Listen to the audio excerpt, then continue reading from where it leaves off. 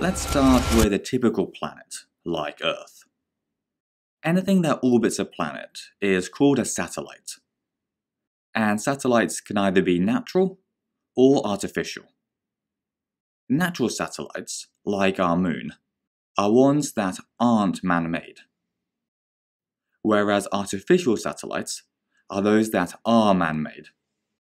And they include the satellites that we use for communication and other things like orbiting telescopes. If we zoom out, we're now looking at the entire solar system. So Earth is just one of 8 planets that orbit our central star, which we call the Sun. You don't need to remember the order, but the planets are Mercury, Venus, Earth, Mars, Jupiter, Saturn, Uranus, and Neptune.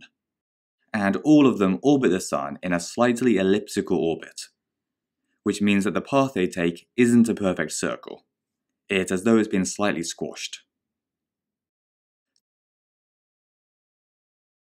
2 other structures to know about are asteroids and comets.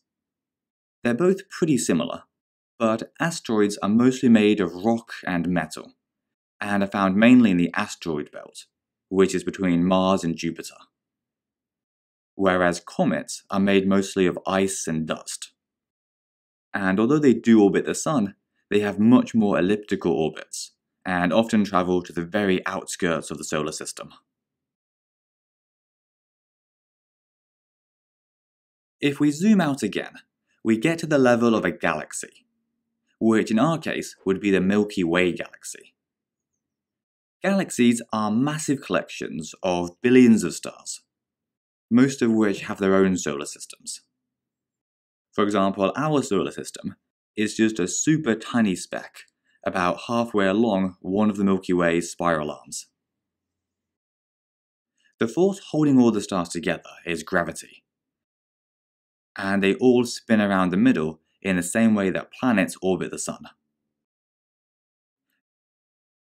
Zooming out one more time would get us to the level of the universe, which is scattered with galaxies. Just like galaxies themselves though, the universe is mostly empty space, with unimaginable distances between adjacent galaxies. So to recap, the universe is a vast expanse of mostly empty space scattered with galaxies, which themselves are collections of billions of stars, many of which have their own solar systems. And solar systems consist of a central star orbited by planets like Earth, which themselves can be orbited by satellites like the Moon.